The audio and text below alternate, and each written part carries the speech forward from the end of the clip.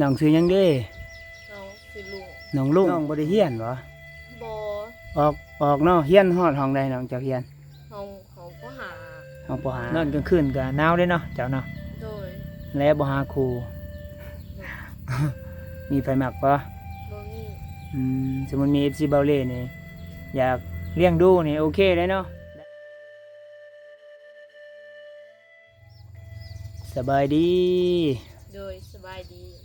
ดีทุกคนเนาะมื้อนี้ก็มาพอกับเบาเล่คือเก่ามื้อนี้ก็เดินทางมาที่บ้านนอกหมู่บ้านชนบทพี่น้องมาพอน้องคนหนึงเนาะน้องชื่อหยังเด้น้องสิลุงน้องลุงอายุจักปีแหละ18 ปีโดยอันนี้เพื่อนเจ้าบ่ทางหลังโดยแมนคือคิดขาดหมดแล้วน้องเฮ็ดจักปีแล้วเพื่อนนี่พุ่นประมาณ10ปลายปี10ปลายปีเนาะพุ่นนังกะสีทั้งเทิงกับหัวฝนตกนี่เปียกเลยเนาะแมนเปียกเบิดน้องบ่ได้เฮียนบ่บ่ออกเนาะเฮียนฮอดห้องใดน้องจักเฮียนของพ่อหาห้องปหาโดยเป็นจังได๋บ่ได้เฮียนต่อบ่มีเงินบ่โดยบ่มีเงินบ่มีรถแล้วก็มีรถไปเฮียนมันเฮียนใกล้เนาะโดยก็เลยออกไปเฮ็ดเวียกซอยพ่อแม่ได้เนาะโดยทั้งบ้านเจ้าส่วนหลายเฮ็ดหยังน้องเขาปลูกอีสังปลูกมันปลูกกาแฟปลูกมันปลูกกาแฟโดยน้องก็มีสวนกาแฟได้เนาะโดยมีหลายเติบบ่ก็บ่หลายอยู่เฮือนเจ้านี่อันนี้อยู่จักคนน้องจะอยู่จักคนอยู่เฮือนเจ้า6 คน6 คนโดยก็หลายเติบเนาะบ่ได้เฮ็ดนาบ่ทางบ้านเจ้าก็เฮ็ดนาคือกันบ่มีนามีไร่บ่หรือว่าบ่มีหรือว่าปลูกแต่กาแฟเฮ็ดแต่สวนมีนานาบ่หลายแต่ละปีก็พอกินอยู่บ่ได้อยู่ปีนึง20สอบก็บ่หลายเนาะ20สอบเนาะโดยนี่ก็แม่นได้ซื้อกินอีกไปรับจ้างเนาะโดยรับจ้างมาซื้อข้าวกินไปเสียหญ้าบ่หรือว่าไปเฮ็ดหยังไปรับจ้างเขาไปหาเสียหญ้าเขาไล่วันละเท่าไรเนาะวันละแสนเกือบฮอด200พี่น้องวันละ100เท่าไรละลืมแล้วเนาะประมาณเป็นเงินบาทเฮือนเพิ่นเก่าแน่นะทางผุนหัวเนาะโดยหัวแห้งฝนตกเปียกปะโทได้เนาะทางผุนเนาะแม่นอายุ18 ปีน้องลุงเจ้าก็มีสมมุติว่ามี FC เบาเล่นี่ได้เบิ่งคลิปเนาะอยากได้เฟซเจ้านี่เจ้าได้บ่จะมีโทรศัพท์บ่บ่มีโทรศัพท์บ่เคยยืมโทรศัพท์บ่มีอะไรบ่เนี่ยบ่มีตาเสียดายทุกคนอันนี้ในอยู่เฮือนเจ้านี่จะมีน้องจักคนบ่แม่นจะเป็นแบบว่ามีอ้ายเอ้ยน้องจักคนบ่เนาะมีอ้ายผู้นึงน้อง2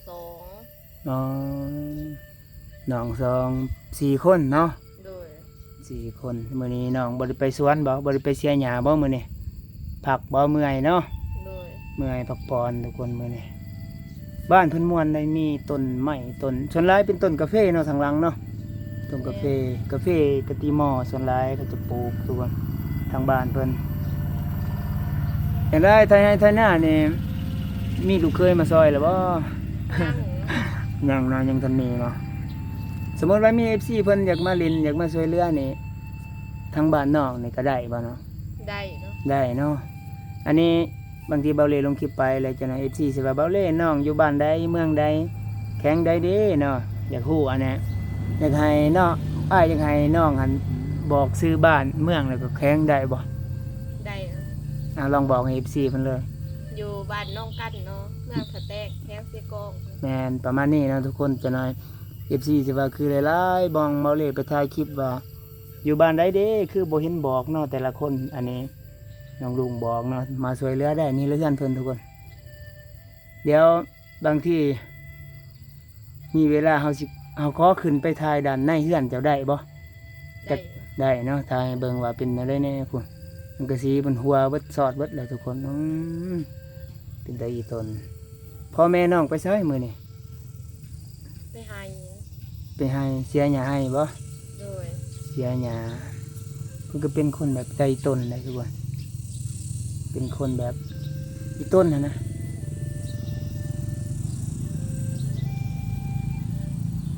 อันนั้น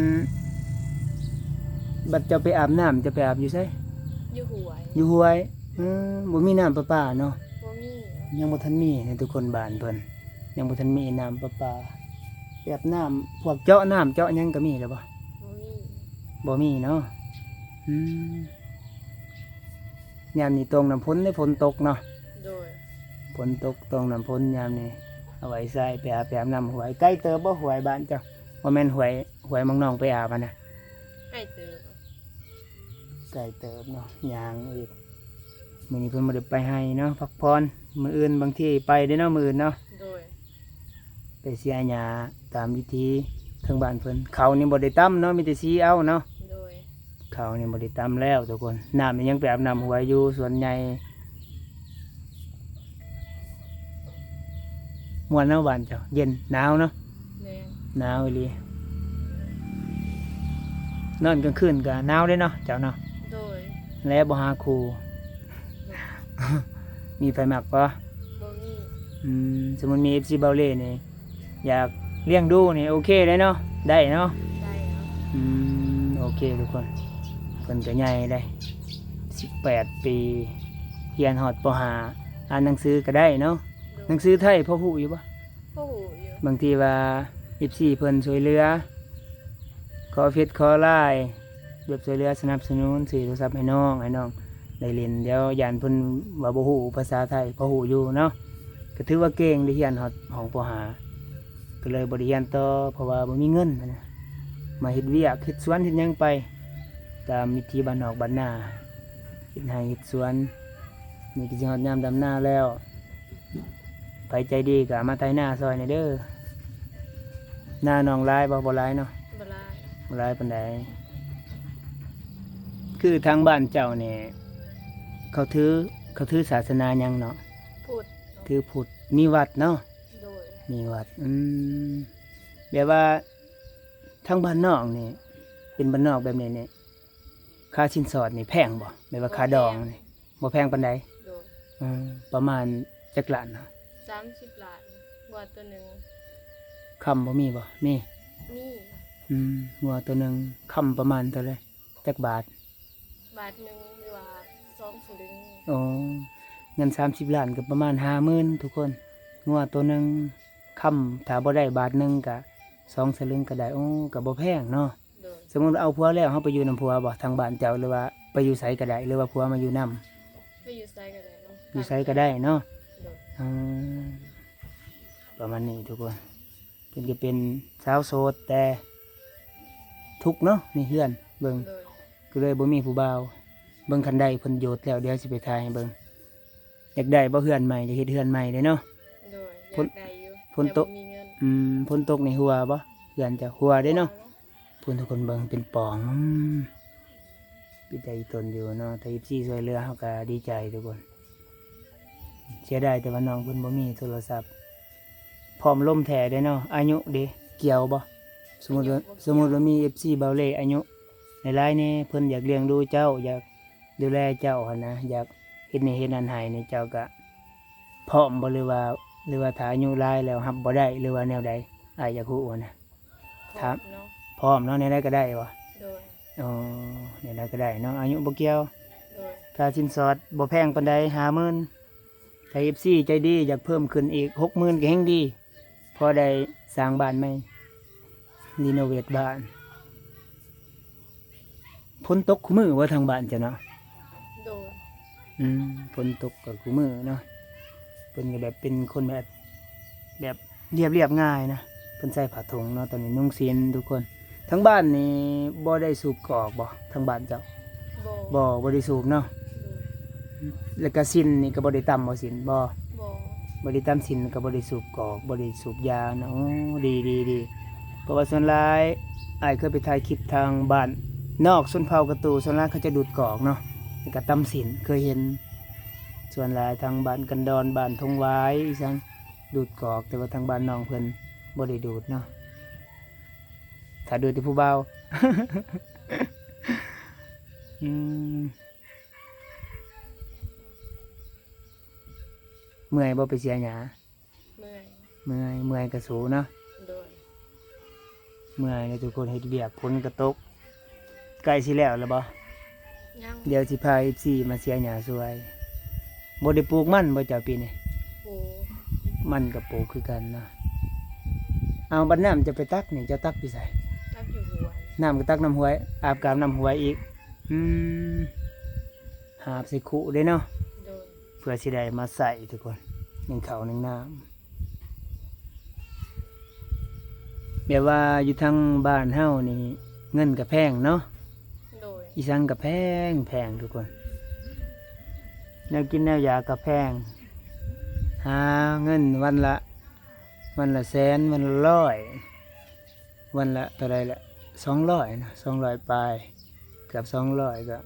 ใช่บ่อยากพ่อให้มันแพงเนาะน้องเนาะ โดย เดี๋ยวว่าแนวนี้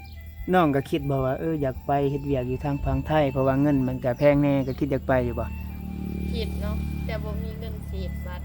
คิดอยากไปอยู่เนาะสมมุติไปนี่น้องจะเฮ็ดงานอีสังเนาะไม่ว่าในใจเจ้านะสมมุติคันได้ไปเฮ็ดเวียกอยู่ทางประเทศเพื่อนบ้านเฮาทางฝั่งไทยจะไปเฮ็ดงานแบบใดแบบว่าตามความคิดเจ้านะ เสิร์ฟอาหาร มักเสิร์ฟไปเฮ็ดงานเสิร์ฟอาหารเนาะ โดย อ๋อคิดว่าอยากไปผสมปูน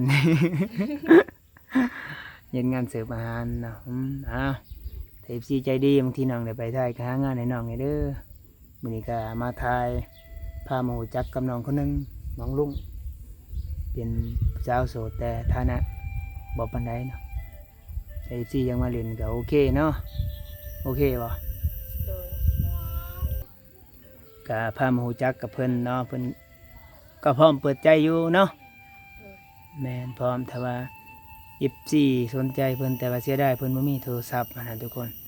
ก็จะได้จบคลิปไปเด้อถ้าอยากให้เบาเล่เฮ็ดคลิปกับน้องอีกติดตามวิถีชีวิตเพิ่นว่าสิเป็นไปเสียหญ้าไปเฮ็ดไร่เฮ็ดนาก็ฝากคอมเมนต์ไว้เด้อหรือว่า